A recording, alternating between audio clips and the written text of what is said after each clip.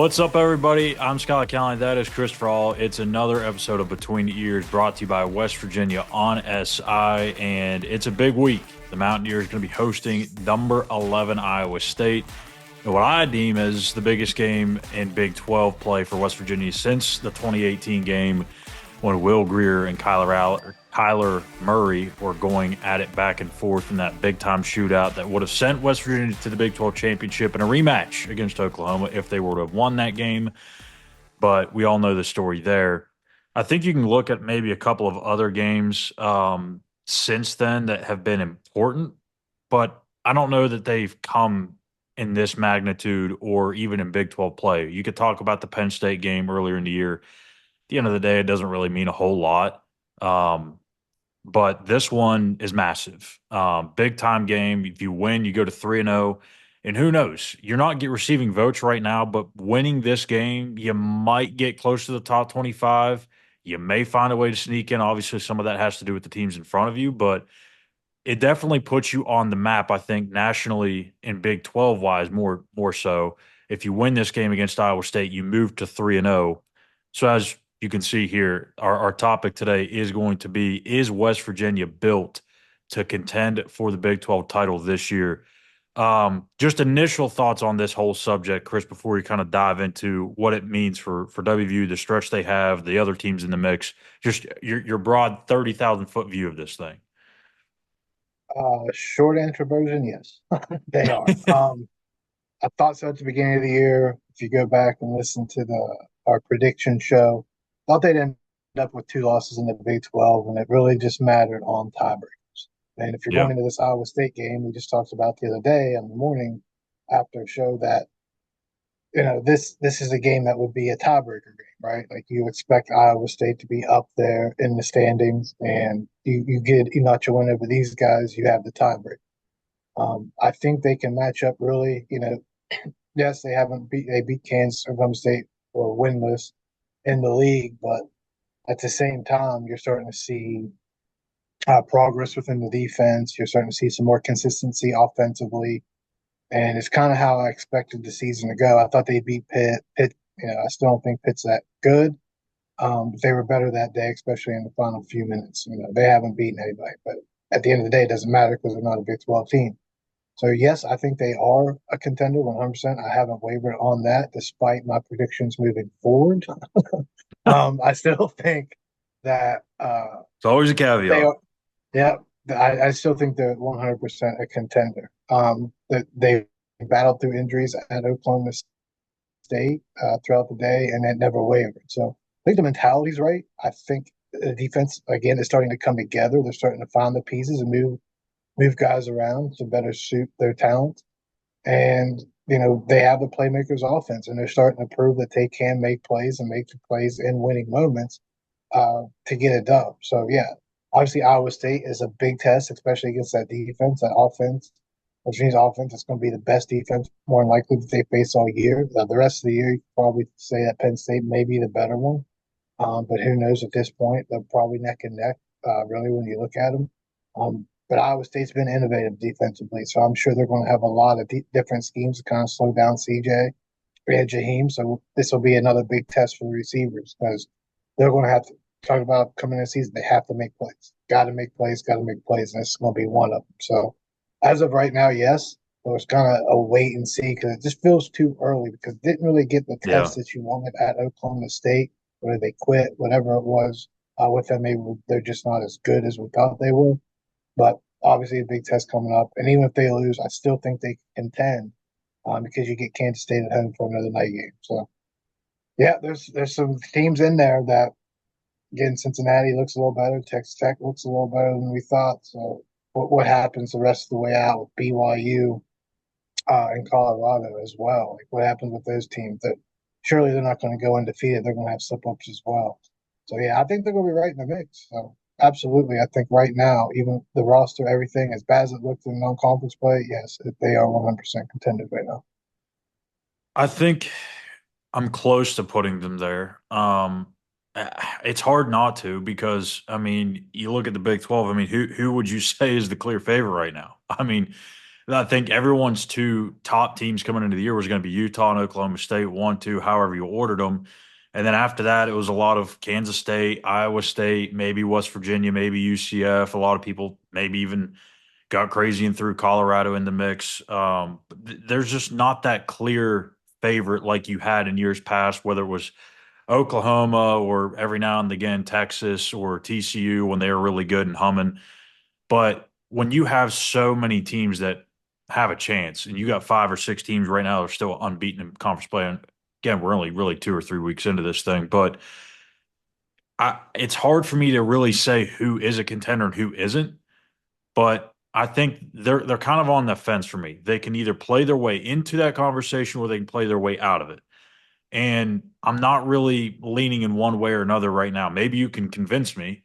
But these next 2 games are so pivotal. It doesn't matter whether it's against a ranked team or not. You have to take care of business at home. That's number one. You don't win your home games, you don't really have a chance to do anything in the Big 12. That's just plain and simple. And you have 2 massive games here at home where you're going to have a night game. The crowd is going to be rowdy. You have a chance to start 4-0 in Big 12 play with 2 massive games at home before you even go on the road to Arizona.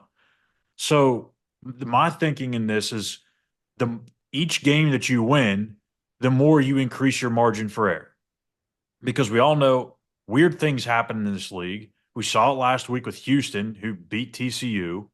TCU the week or a couple of weeks ago, they probably should have beat UCF before they let that one slip through their fingers. The league is just weird. You don't know what you're going to get. We don't know what some of these teams are going to look like. We've talked about how the back half of the schedule appears to look easier. I don't know. Texas Tech's only got 1 loss right now.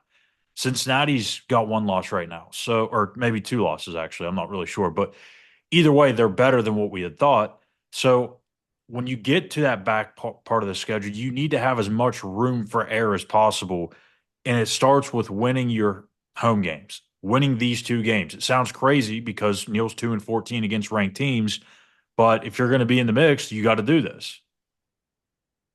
Yeah, winning home is essential. Talked about in basketball all the time, right? Protect home court, home field. It's going to give you a chance because if you steal a couple on the road, but you already have one, then it obviously increases your chance. So yeah, 2 tough home games. This is what championship contenders do. You bring in the tough team, come out with a win, and it sets you up for the rest of the season. Because yeah, you're going to have to play at Cincinnati again, tough, and at Texas Tech. Arizona is obviously coming up as well.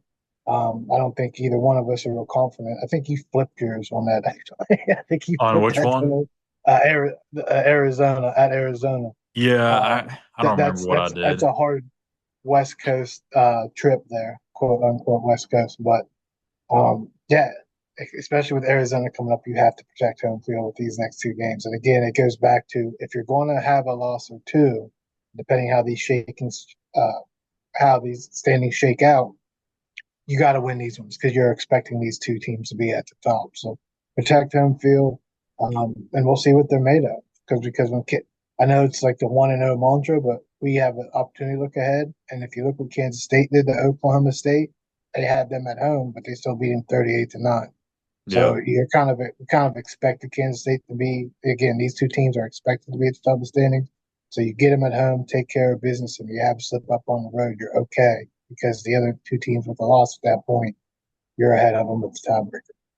And I know it really doesn't matter about what the national folks think or anything, but I mean, in a way it does because if you're a team that wants to get an at-large bid, I mean, maybe you get to the Big 12 championship game, you lose by a point on some stupid thing, and you're right there, and you have all these quality wins stacked up. Maybe even have a couple of blowout wins, or two score wins, or whatever. You may have a chance, especially if Pitt and Penn State keep winning. Um, More than likely not, though. But I'm just saying, like, if you They win would these have to two, go undefeated up till the championship game because right? no That's team's going that's to what I'm get with the saying. four Yeah, losses. yeah, that's I what I'm mean, then saying. again, who knows? Because if Vanderbilt beat Alabama, who knows what the top 12 will look like at this point in time? Because Yeah, teams may start stacking up losses. So, but what you don't want is it going to be an SEC team or West Virginia? That's what you don't want. Right. But you have the chance, I think, to flip that script or flip the narrative on you nationally by winning these two games. You win these two games, you're sitting at what, 5-2, 4-0 in Big 12 play, and everyone knows about the backyard brawl nationally, and everyone knew that you had a 10-point game or a 10-point lead in that one. If Pitt continues to win, and you're sitting there at 5-2, 4-0 in league play, everyone's going to look at West Virginia and say, well, man, maybe they are pretty good. Maybe they are the favorite in the Big 12 because they're 4-0 in league play and they went down to the wire against Pitt and they should have beat Pitt, who is in the top 25 and playing well. So I think it can change the national narrative.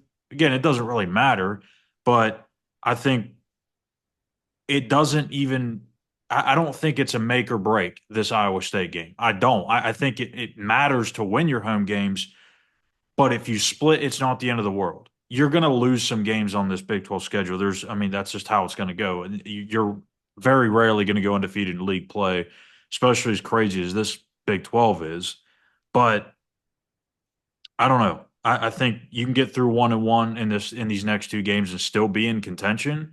But matters how do you get there? Do you completely lay an egg in one of the two, and then the other one you find a way to win? Then I don't know if you really feel good about being a contender. A lot of it just comes down to how it all turns out. It's a small sample size, but if you're looking at it statistically and through the early portion of the schedule, West Virginia leads the league in total yards offense per game. They're leading in rushing. Passing, they're down because they've been able to run so well. They're ranking ninth. And then Yep. you look defensively, they're third in the league in total yards, fifth in the league in scoring, only allowing 21 points per game.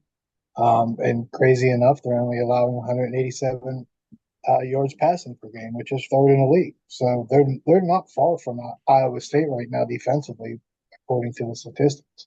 And again, it's a small sample size and it's very subjective right now because of the teams they played. But you're looking at stats, and absolutely, they're controlling the ball, they're controlling the ground game, doing everything uh, they're doing everything right defensively through the first two games. So, yeah, right now they're built to be a contender. I thought they were built early in the season. Knew it would kind of take time, and obviously Penn State that wasn't going to happen. But fluke ending in a rivalry game, and you move on from it, and they're showing actually what they were poised to do early in the season to make this run in the Big 12. So again, it's so much of it's going to hinge on this Iowa State game. And when you start looking at this Iowa State team, they've been inconsistent offensively. They've really been up and down offensively, and we know what they are defense. So say it a lot. If you can put pressure on their offense by putting up points, and not have any bad special teams play where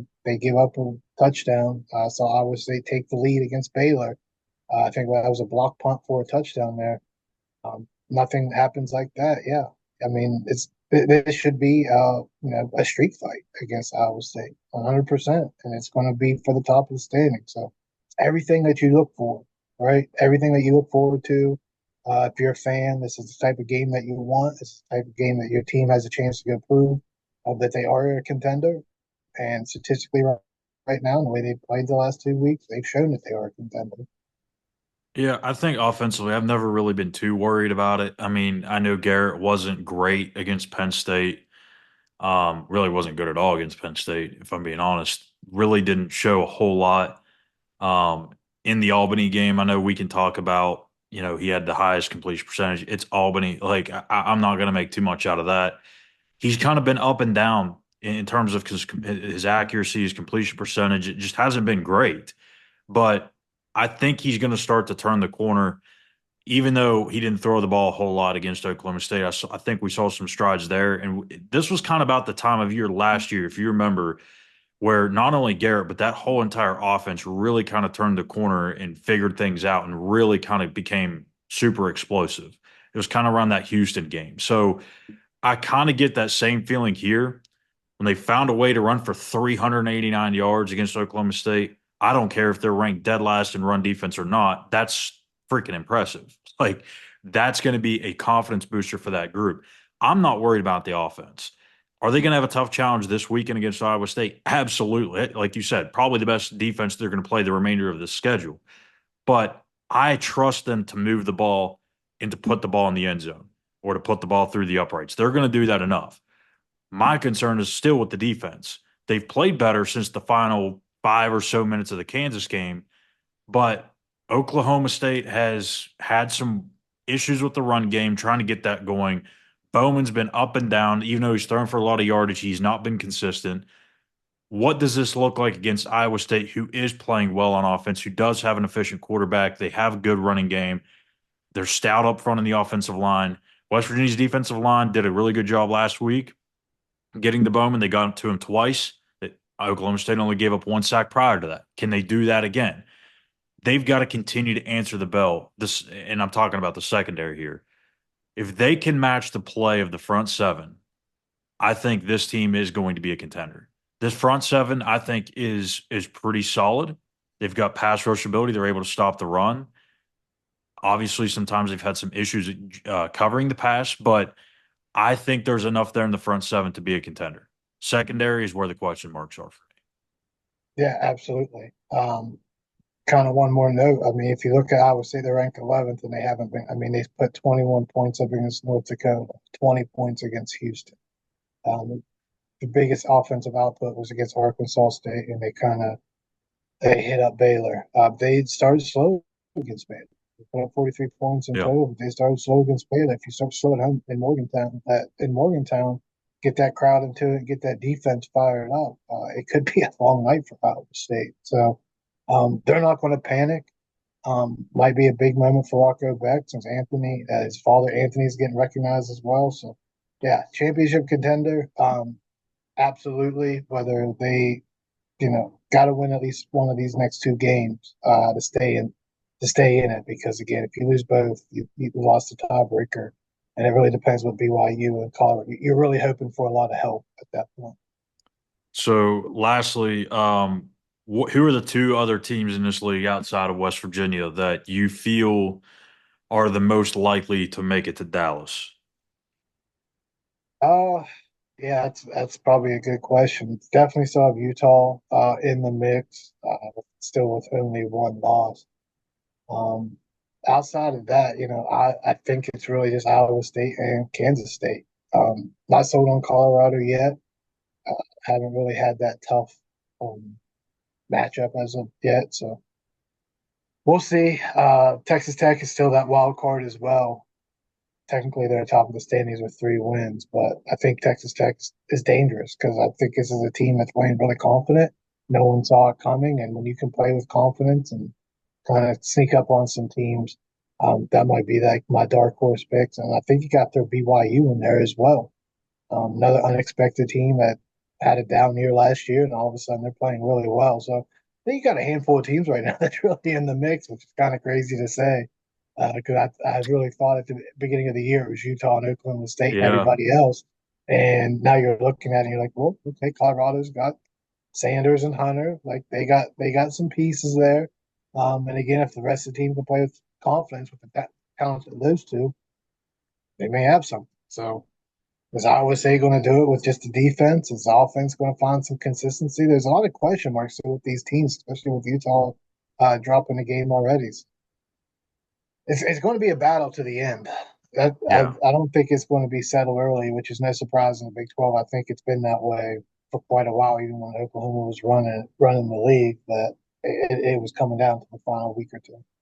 I I usually go with who has some of the lighter schedules, but I mean, how do you differentiate who has the strength of schedule on these things? Because everybody's going to beat each other up. I mean, you think that a Kansas team that's sitting at 1-5 is probably a win for most teams. Are they though? Like, I mean, at some point they're going to win some games themselves. They're not going to just keep losing games. Lance Leipold's a good football coach. He's going to find ways, and a lot of their games have come down to the wire. West Virginia, UNLV, last week against Arizona State, like they're losing games by one score in the final legit final minute of the game. they could very easily be 3-2 or 3-3 or whatever the case may be. So I don't know who has the easiest schedule, but I mean, just from what I quickly glanced at, I'm kind of there with you on the dark horse BYU thing. They got Arizona this week. They have Oklahoma State who's struggling. They have UCF, Utah, which is going to be obviously a rivalry game that everyone should be paying attention to, especially if they're both in the top 15 The Holy at that War. point. The Holy War. Kansas, Arizona State, and Houston. I would say they probably have the lightest last three games on the stretch, but I don't know. I still feel like Colorado, if they continue to get confidence going, maybe they're a team that's a dark horse. I think the winner. I'll put it this way: I think the winner of this game between West Virginia and Iowa State will be in a really good spot as the third team in this conference race. The other two, I'm still going with Kansas State and Utah. Yeah, Kansas State. I mean, they've been good. It seemed like he's really Klim has picked up the reins from what Snyder built. And last time Snyder left, they fell off and he had to come back. So Kansas Yeah, State's going to be tough every single week. They're probably one of the more consistent I don't teams. think Bill's coming back this time. Yeah, he doesn't need to at this point. No. But I think with it's all about consistency week in, week out. And when you still look at it, I had Kansas State, I think third, so they're right there in the mix. I still look at Utah. I think they're going to find ways to win, whether it's special teams, defense, until their offense kind of gets going. So I think it's really those three teams right now, and West Virginia has to prove to everybody that they're contenders. Like Yeah. the proof still has to be out there. That's how it is for me. I mean, it was super impressive what they did in Stillwater, but when you have two major challenges like this on your schedule, like I've got to see it first before I start putting you up there. Exactly. And if West Virginia wins Saturday, they got to do it again next Saturday in prime time. And then you can't get fat headed and Go to Arizona and think you play them. arrived and then just think you're going to walk the rest of the schedule. So they started this mantra 1-0. If they can maintain that and just win or lose, wipe that slate clean and move forward, and still practice hard each and every day, then yeah, they will have 100% a chance. But history tells us West Virginia does not handle success well, no matter what sport it is. Now, you could also make the argument that when a good team comes in, that they just lost to the better team, right? They've obviously had their opportunities in those situations. So, you mentioned the Oklahoma game, the blocking out of bounds, wiped away a touchdown. That's been, debate The for two quite some fumbles. time. Yeah. So it's not panic if they lose, but it really puts a lot more pressure on that Kansas State game and especially Iowa State because, like we talked about, if you protect home field against two of the better teams in the conference, you can have that road slip up and then still protect home and then take care of business. Because again, that Texas Tech game is getting bigger and bigger each and every week. Yeah, you like I said, you want to have that wiggle room. You want to be able to get to that 10, 11, 12th game of the year. And if you happen to stub your toe against somebody you probably shouldn't, and you can still look behind you and you still got a little bit of a lead on somebody. So I like the schedule after the bye week. I still believe in that, but they've got to get through this critical stretch here with these two games in Arizona first. And I think that will pretty much tell us at that point, are they legit in this thing or not? If you go 2-1 in these next three, I still think you're there. You're right there. You have everything that you need to get there. It's going to be hard to go undefeated. It's just that simple. I don't know that anybody in this league is going to go undefeated this year. Everybody's going to lose at least one game. I would put my money on it. So that's going to do it for us here today. For Christopher Hall, I'm Schuyler Callihan. Thank you guys for tuning in, and hit that subscribe button while you're here on our YouTube page at West Virginia on SI. Give us a follow on our X account at SI_WVU. We'll be back tomorrow to break down the keys to the game against Iowa State.